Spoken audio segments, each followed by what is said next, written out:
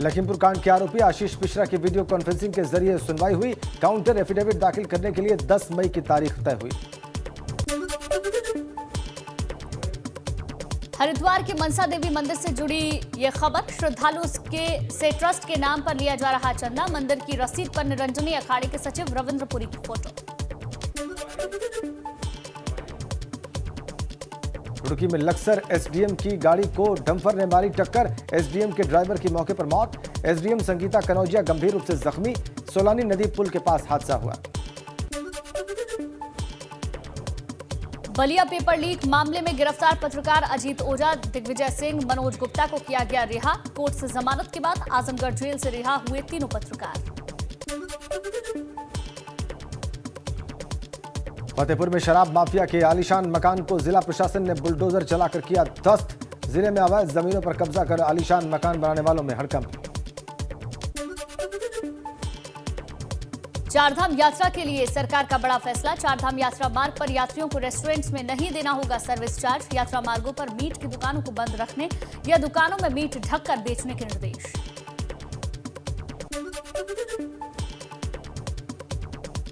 केदारनाथ पहुंचे सीएम धामी ने लिया बाबा का आशीर्वाद। यात्रा तैयारियों और धाम में चल रहे पुनर्निर्माण कार्यों का लिया जायजा।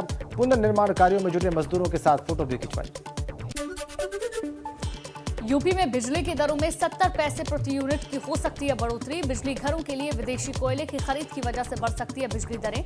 विदेशी कोयले की खरीद से 2900 करोड़ रुपए का अतिरिक्त बोझ बढ़ेगा। बलिया पेपर लीक मामले में योगी सरकार की बड़ी कार्रवाई। तत्कालीन माध्यमिक शिक्षा निदेशक विनय पांडे सस्पेंड, 4 साल से पद पर थे तैनात। आजम खान को अब सुप्रीम कोर्ट से उम्मीद जगी। जमानत पर अगले हफ्ते सुप्रीम कोर्ट में होगी सुनवाई। कपिल सिब्बल ने जस्टिस नागेश्वर राव के सामने केस को किया मेंशन।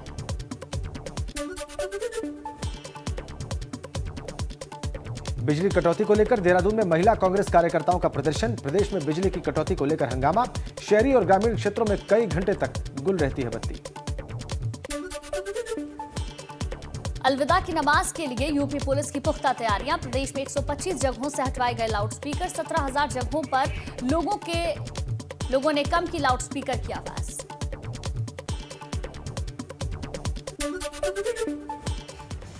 और आगे बढ़ते हैं एक महत्वपूर्ण खबर के साथ। उत्तर प्रदेश में धार्मिक स्थलों से लाउडस्पीकर का शोर कम किए जाने को लेकर जारी सीएम योगी आदित्यनाथ के दिशा निर्देशों का पालन होने लगा है। प्रयागराज की जामा मस्जिद में लगे 6 लाउडस्पीकर में से 4 को हटा दिया गया है। बिल्कुल, जबकि बाकी बचे 2 लाउडस्पीकर की आवाज को कम कर दिया गया है। इतना ही नहीं, दोनों लाउडस्पीकर्स की दिशा भी बदल दी गई है। जामा मस्जिद में लगे स्पीकरों की आवाज इतनी कम कर दी गई है कि अजान की आवाज अब दूर तक नहीं आती है।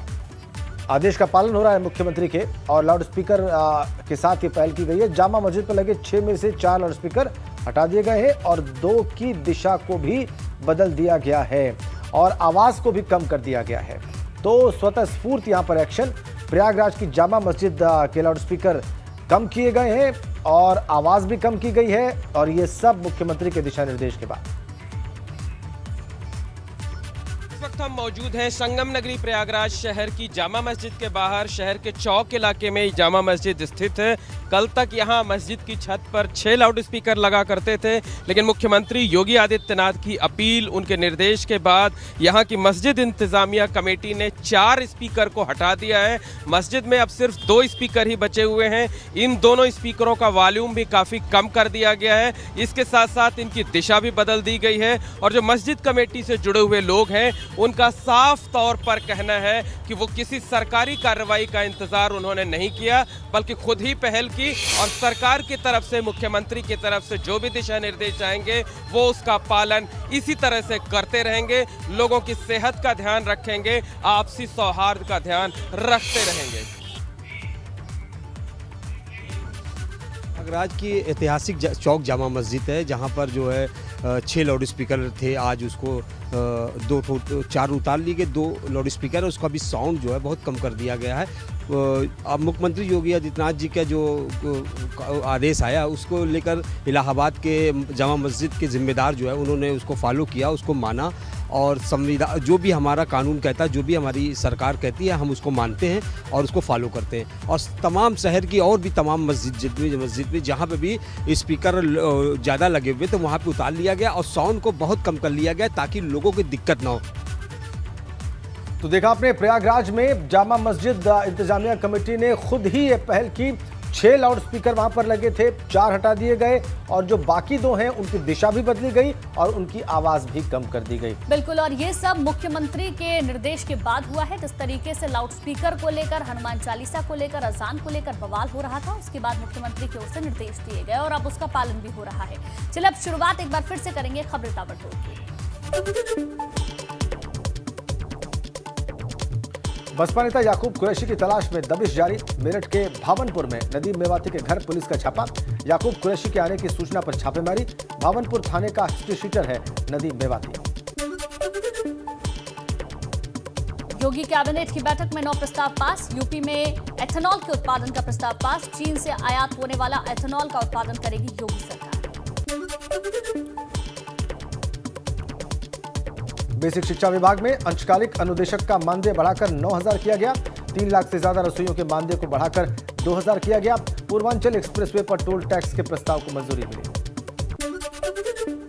मेरठ के मवाना में अतिक्रमण पर बुलडोजर चला। 4 लेन निर्माण के लिए मुआवजे लेने के बाद भी लोगों ने नहीं हटाया अतिक्रमण। हंगामे पर पुलिस ने कई लोगों को हिरासत में लिया।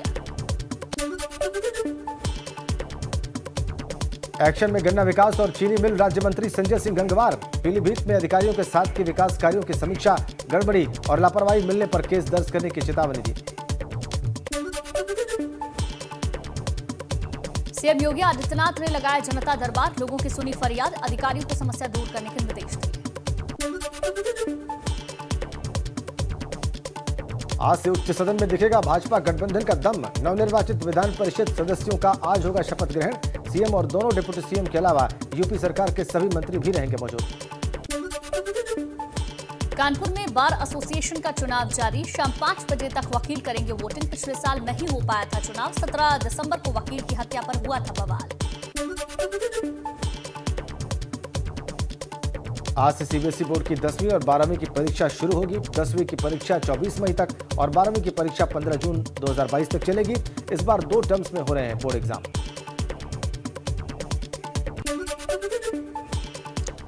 इसी बीच आपको बता दें, केंद्रीय मंत्री एसपी सिंह बघेल ने सपा में चल रहे घमासान पर बड़ा हमला बोला। उन्होंने शिवपाल आजम के बीच चल रही तल्खी पर कहा कि पांडवों ने 5 गांव मांगे थे और नहीं मिलने पर महाभारत हुई थी। चाचा भतीजे की जो जंग है वो और ज़्यादा गहरी होती जा रही है। लगातार बयानबाजी चल रही है और इसी बीच एक बयान आया है कि किस तरीके से कि आजम खां जेल से बाहर होते अगर नेताजी चाह लेते। ये कहना है शिवपाल सिंह यादव को, जो पहली बार कहीं ना कहीं उन्होंने अपने भाई को निशाना बनाया है, जो उनके मेंटोर रहे, उनके गार्जियन रहे हैं। ऐसे में बात करने के लिए हमारे साथ हैं केंद्रीय मंत्री एसपी सिंह बघेल साहब। सर, आप तो बहुत उस परिवार के क्लोज रहे हैं और ऐसे में ये स्टेटमेंट कहीं ना कहीं बहुत अप्रत्याशित है। एक छोटे भाई जो अपने आप को लक्ष्मण कहते हैं मुलायम सिंह जी के लिए क्या कहना चाहेंगे? नहीं, कुछ अप्रत्याशित बयान नहीं है क्योंकि हर चीज़ की एक सीमा होती है।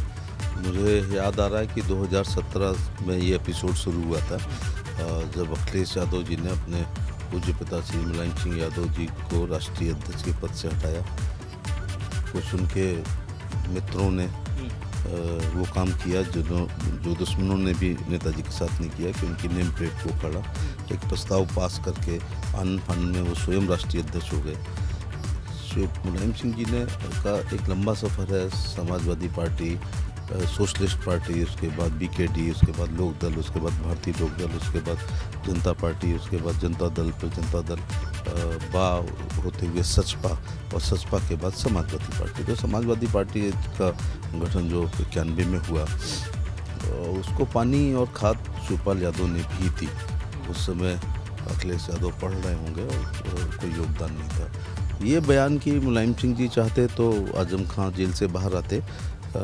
आजम खां जो जेल गए हैं वो कुछ FIR हुई हैं, उनका इन्वेस्टिगेशन हुई है, उसकी चार्जशीट हुई है, माननीय अदालतों ने संज्ञान लिया है, कुछ में स्टे मिले हैं, कुछ में बेल हुई है, कुछ में नहीं हुई है। इन मुकदमों का मुलायम सिंह जी से क्या संबंध है और किसी भी नेता से क्या संबंध है? इसको कैसे देखते हैं कि समाजवादी पार्टी का डेलीगेशन को आजम खान साहब ने मिलने से मना कर दिया? श्री अखिलेश यादव द्वारा लगाया गया मेरे पे जो फिरोजाबाद में मुकदमा है, मैं स्वयं आज उसकी 1 तारीख करने जा रहा हूँ। तो अगर मैं कानून एवं न्याय राज्य मंत्री हूँ तो अदालत से ऊपर थोड़े हूँ ना। तो मैं पिछले हफ्ते भी तारीख पे गया था, आगरा तारीख पे गया था। तो ये बयान से मैं थोड़ा स्पष्ट बोलता हूँ, इसलिए कह रहा हूँ कि वो चाहते तो वो छूट जाते, किसी के नेताओं के चाहने से अब अपराधी थोड़े छूट जाते हैं। इस समय लगातार जो राजनीतिक कहा जाए जो जंग है चाचा भतीजे की, वो और ज़्यादा सतह पर आ रही है और उत्तर प्रदेश की राजनीति में कई सारे जो कहा जाए कयासबाजी है वो और भी ज़्यादा तेज़ है और निकट भविष्य में कहा जा सकता है कि शिवपाल सिंह यादव का जो कदम है वो बहुत ही अप्रत्याशित रहने वाला है। आगरा से नितिन उपाध्याय, ABC गंगा।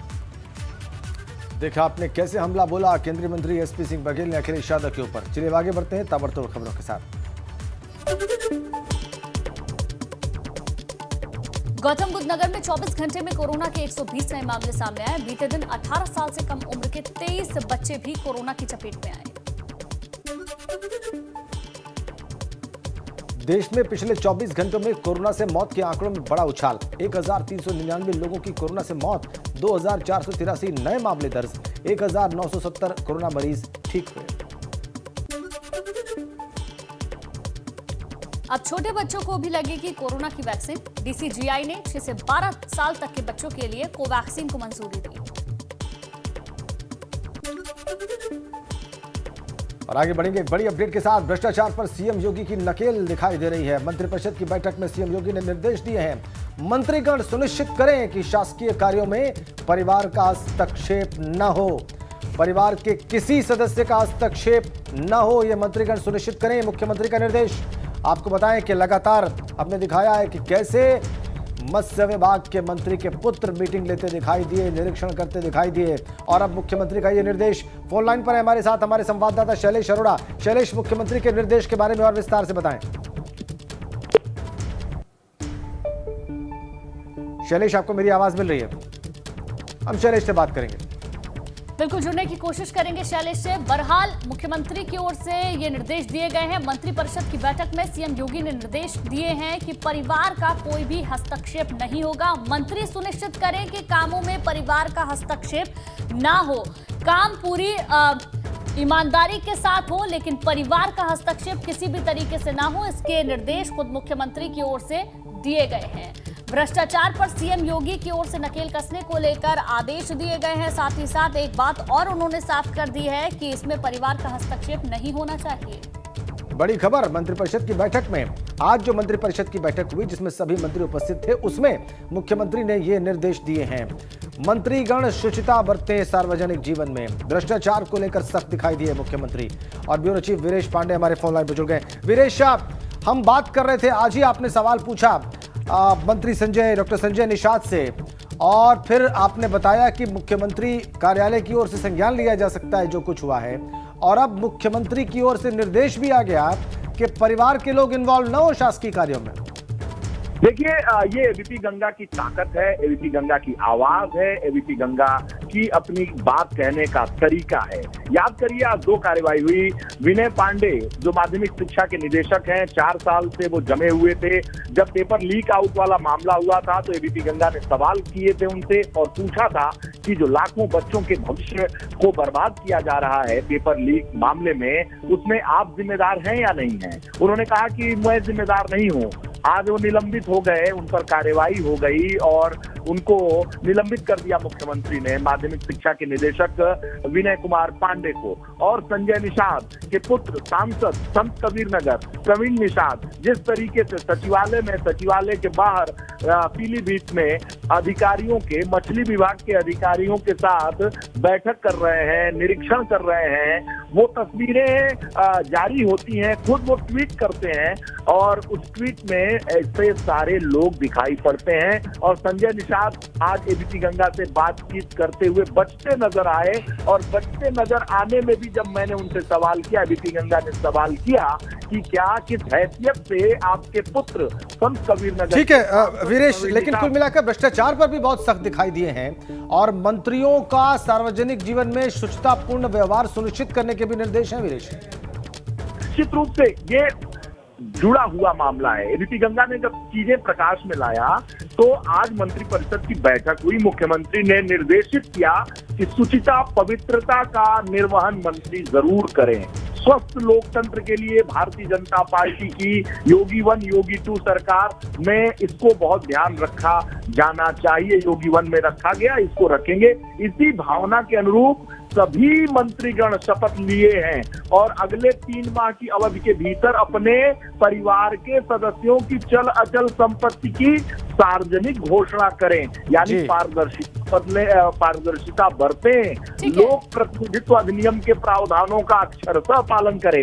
एबीपी गंगा ने इस बात को उठाया कि कैसे उनके पुत्र जाकर बिल्कुल वीरेश जी, ये साफ कर दिया है मुख्यमंत्री ने कि परिवार का किसी भी तरीके से कोई हस्तक्षेप नहीं होना चाहिए। बहुत बहुत शुक्रिया आपका जानकारी के लिए। ग्रेटर नोएडा में पेपर मिल में आग लगने से अफरा तफरी फैल गई। आग के धुएं से लोगों को परेशानी हुई। घरों से निकलकर सड़कों पर निकले लोग। बादलपुर थाना क्षेत्र का मामला।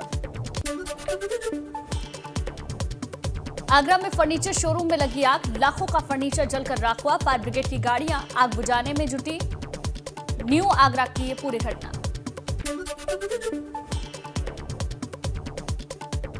गाजियाबाद के इंदिरापुरम में ज्ञानखंड 1 की झुग्गियों में लगी भयंकर आग। 1 दर्जन झुग्गियां जलकर खाक। दमकल की गाड़ियों ने आग पर काबू पाया। नोएडा के आगाहपुर गांव में झुग्गियों में भीषण आग लगी। 20 से ज्यादा झुग्गियां जलकर राख हुई। आग लगने के बाद झुग्गियों में रखे कई सिलेंडर फटने की आशंका। बागेश्वर के सिमार गांव में जंगल की आग ने बरपाया कहर। बैजनाथ रेंज के जंगल की आग से गांव में 9 गौशालाएं और 30 घास के ढेर जले। फायर सर्विस और ग्रामीणों ने 2 घंटे की मशक्कत के बाद आग पर काबू पाया। मेरठ में तेज आंधी के चलते जर्जर तारों से निकली चिंगारी से भड़की आग। गंगानगर थाना परिसर में खड़े वाहनों को आग ने अपनी चपेट में लिया।